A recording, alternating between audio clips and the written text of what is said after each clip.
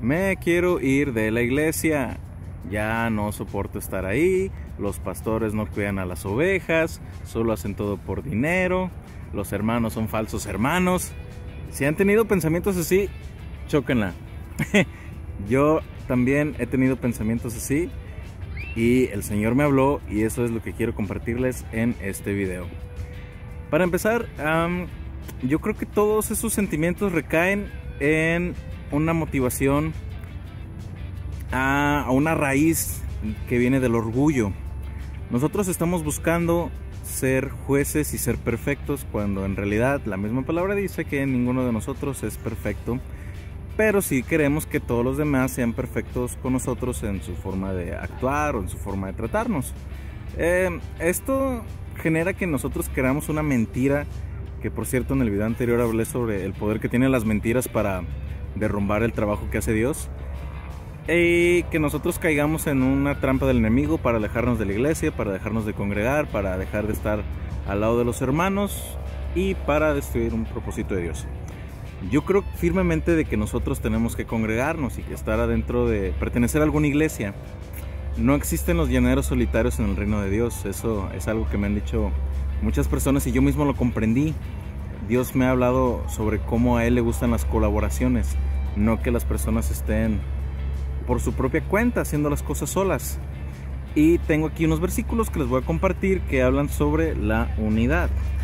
Y el más importante y principal de todos para mí es lo que dijo Jesús en Juan 15:4, que fue: permanezcan unidos.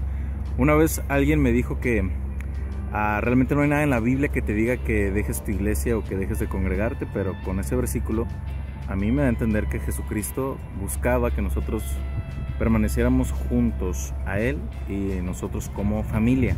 Cuando tú llegas al cuerpo de Cristo, olvidamos el pequeño detalle de que somos una familia. Y tal y como en el mundo, la familia pues no la escoges tú, es la familia que Dios pone ahí. Es imperfecta, está en proceso al igual que tú, y todos están pasando por dificultades y su carácter todavía no es moldeado. Recordamos como quiera que la palabra nos dice que nosotros somos como el resplandor de la aurora, que va en aumento hasta que el día es perfecto. Pero si recordamos que en Apocalipsis dice que Dios es el que va a estar en medio de nosotros y va a alumbrar la ciudad, su morada, y ya no va a haber necesidad de sol porque Él va a ser nuestra luz, eso me da a entender de que el día no va a ser perfecto hasta ese día, el día final, cuando nos encontremos con Él. Así que pues no nos podemos hacer patos, ninguno de nosotros es perfecto. Tenemos por qué cerrar nuestro corazón o ser jueces de los demás. Yo he pasado por muchas dificultades cuando estoy en la iglesia. En el primer video hablé sobre que enfrentaba problemas y que no había encontrado la manera de salir de ellos hasta que encontré el propósito. Ahí les dejo el video para que lo vean. Y en ese momento yo me acerqué pues a la iglesia a buscar ayuda de los guías de jóvenes, de los pastores, y muchísima gente se enteró de lo que yo estaba pasando, pero no recibí la ayuda que yo estaba esperando, la que yo quería recibir. Y me enojé, hice berrinches, decía que me quería ir. Todos los pensamientos que hace un momento les dije pasaron por mi mente y se quedaban ahí dando vueltas y hicieron un nido, y yo me casé con esas ideas de que realmente no me conviene estar en una iglesia y que yo debería, y quizás algún día, formar alguna donde hagan las cosas de verdad bien. Y es un engaño de Satanás. Verdaderamente era un engaño de Satanás que apareció gracias a que yo le di lugar, porque en mí habían raíces de amargura, había orgullo y un montón de sentimientos que con el tiempo el Señor fue quitando, moldeando en mi carácter. Pero sin embargo también recordaremos que existe el caso de que hay gente en el evangelio que parece que no está tan comprometida con el evangelio, que a veces hace que nosotros nos preguntemos, bueno, entonces ¿qué hacen aquí? Si se supone que estamos entregados a Cristo y su servicio, ¿por qué su forma de tratarnos o la forma de ayudarnos parece ser carente de muchas cosas si tenemos ese compromiso?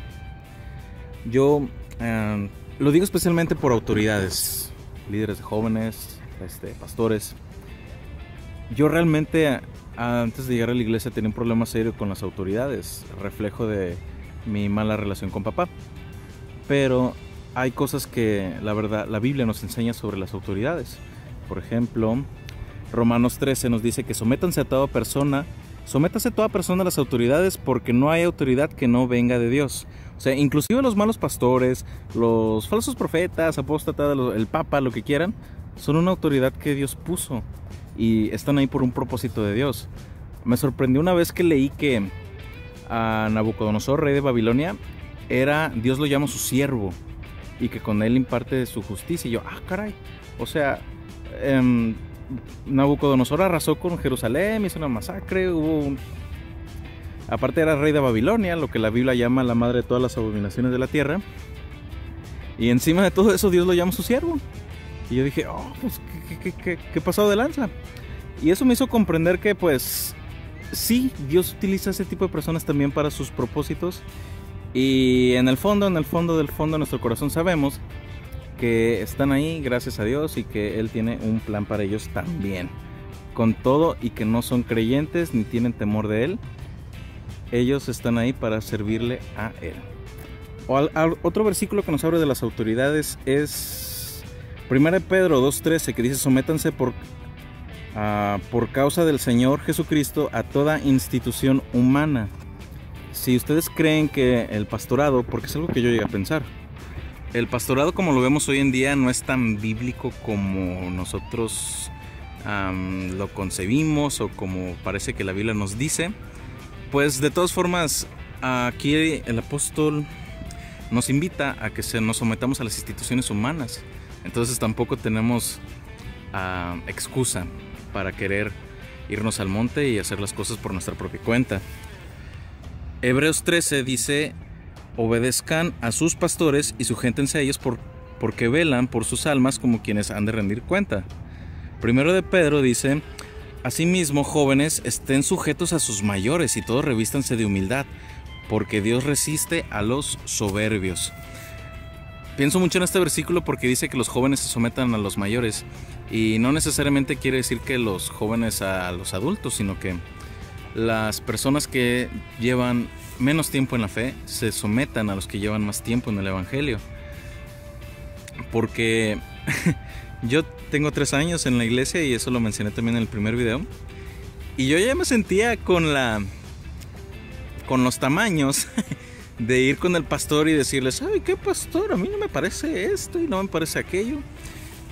Y el pastor pues tiene 20 años predicando, y de conocer al Señor pues casi 2 veces mi edad. Entonces pues realmente quizás en el fondo eso hablaba de que en mí había algo de orgullo. Quizás, puede ser. Y pues claro que eso no le gusta al Señor, porque acabamos de leer que Él resiste al soberbio. Y obviamente este tipo de situaciones las tenemos que tomar como una oportunidad que el Señor nos da para ejercitar la mansedumbre, ejercitar el que nosotros seamos mansos, que nos dejemos someter a las autoridades. No podemos estar sin autoridad, no podemos estar haciendo las cosas por nuestra propia cuenta. No hay el llanero solitario aquí en el evangelio. Y si ustedes están pensando en el caso del apóstol Pablo, que fue en Hechos, menciona que no fue en Hechos, fue en una carta, que él dice que se vio con los apóstoles que son de más categoría, pero no le comunicaron nada nuevo, entonces se dieron la mano en señal de paz y bye. El apóstol Pablo tiene una misión muy particular en el tiempo en el que él vivió, y fue llevar el evangelio a los, ¿cómo se les dice? Llevar el evangelio a los... ¿cuál es la palabra que dicen para la gente que no es judía? Llevar el evangelio a los incrédulos, el evangelio a los gentiles, sí, cierto, gracias. Aquí está una amiga mía ayudándome con el video. Pablo se encargó de llevar el evangelio a los gentiles, algo que los judíos jamás imaginaron que podría suceder, pero el Señor Jesucristo lo destinó para esta labor importante. Entonces pues hoy en día nosotros también tenemos la misma labor, y fue Él el que escribió que nosotros nos debemos someter a toda autoridad y a toda institución. Entonces, por donde lo veamos, no hay excusa de nuestra parte para adoptar una actitud rebelde. tenemos que ser sabios y tener discernimiento para ver si no estamos nosotros cayendo en una actitud rebelde, porque sabemos que la rebeldía es algo que no le agrada al Señor. Y aún así, hay casos en donde tú dices, este pastor o este líder de plano no debería de estar ahí. De plano le interesa más, no sé, el ser popular, el ganar gente para que haya más dinero y que de ahí puedan ganar algo. Porque no dudo que hayan los casos. Y es algo que particularmente a mí me molesta, me enfada ver gente que no es comprometida al 100% y de corazón con la causa, pero tiene también que ver con mi carácter o mi forma de haber crecido. Pero de que los hay. Entonces yo le decía al Señor, estaba frustrado, estaba indignado por encontrar personas así, y yo le decía, Señor, ¿qué pasa? ¿Por qué permites estas cosas? ¿Qué va a pasar con ellos? ¿Por qué no los quitas y pones a alguien mejor? Entonces el Señor me dio una palabra en respuesta a esta oración que es bastante fuerte y que de hecho terminó retándome a mí también a hacer las cosas como realmente se deben de hacer y no estar jugando al siervo o al predicador o al evangelista, sino hacer la labor como se tiene que hacer. Y esa palabra está en 1 Corintios 3:13, que dice así: las obras de cada uno se hará evidente, porque el día la dará a conocer, pues con fuego será revelada. El fuego mismo probará la calidad de las obras de cada uno. Si permanece la obra de alguno que ha edificado sobre el fundamento, recibirá recompensa. Si la obra de alguno es consumida por el fuego, sufrirá pérdida. Sin embargo, será salvo aún así como a través del fuego. O sea, lo que está diciendo aquí es que nuestras obras van a ser probadas en el día del Señor, y recuerden que en ese día nosotros vamos a tener nuestro galardón. Y si nuestra forma de hacer las cosas no fue la correcta, o no fue de la forma en la que le agrada al Señor y las hicimos nada más por hacerlas, aquí dice que van a ser probadas, y que si no sobreviven al fuego, va a haber pérdida. O sea, no vamos a tener galardón. O sea, vamos a llegar con las manos vacías al reino de los cielos, y ahí las cosas que ganemos o las que no tengamos ya son para la eternidad. Entonces aquí pues es como si la respuesta del Señor fuera como que tú no te preocupes por esas personas que crees que son malos siervos. Ellos se la van a ver conmigo. Y entonces será el crujir, el llanto y el crujir de dientes, como dijo Jesús. Pero eso me dejó a mí en la posición de, a la torre, pues entonces voy a hacer las cosas de verdad bien, lo que me corresponde a mí, a dejar de juzgar a los demás. Y de hecho hasta me despierta un poco el sentimiento de compasión, porque digo, hijo, eso, si este cuate o esta persona sigue haciendo las cosas así, ¿cómo le voy a ir en ese día cuando las cosas sean puestas a prueba? Ni todo el tiempo que gastó, ni todo el estrés que pasó, porque al final pues va a ser en vano si no hizo como el Señor nos manda que lo hagamos. Y pues eso sí está feo, eso sí está lamentable. Entonces pues fue como que, ok, entonces si crees que no lo están haciendo bien, hazlo bien tú. Porque como no sabemos que a lo mejor a ti o a mí Dios nos está preparando para algún día ser un pastor. Y ver de primera mano cómo no hacer las cosas para que nuestras obras sobrevivan al día de la prueba. Porque el evangelio, tienes que formar lazos con la gente, lazos profundos, una amistad profunda. Jesús llamó a sus apóstoles amigos, no siervos.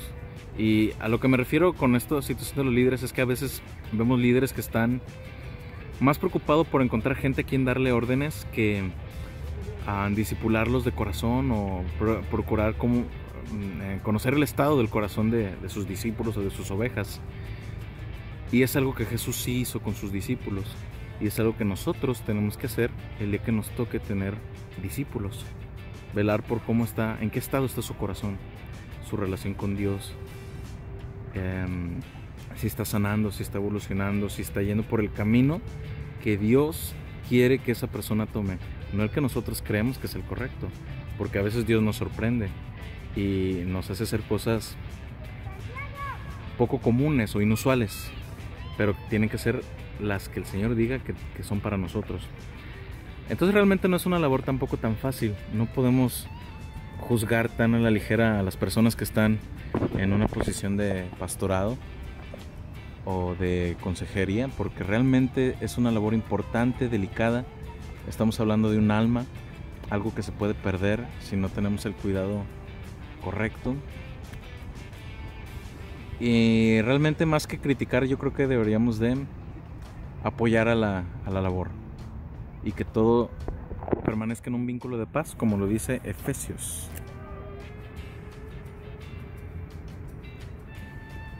Efesios 4:3. Esfuércense por perseverar la unidad del espíritu en el vínculo de la paz. Acuérdense que muchas veces vale más la paz que tener la razón. Entonces, pues yo espero que el Señor les hable, que ustedes puedan tener un corazón manso y humilde como Jesucristo, que cada vez se parezcan más a Jesucristo en su carácter y en su sentir, y que aún y con malos pastores o buenos pastores, con malos líderes o buenos líderes de jóvenes, la mansedumbre pueda ser ejercitada en ustedes para que ustedes tengan obras dignas que presentar en aquel día, que el fuego no las consuma, sino que perseveren, que tengan su galardón y que se ganen la alabanza de Dios y no la de los hombres. Los bendigo en el nombre de Jesucristo. Estamos grabando esto desde el Paseo Santa Lucía, está hermoso. Ahorita en temporadas navideñas, ven qué chido. Y nos veremos la próxima. Los bendigo en el nombre de Jesús.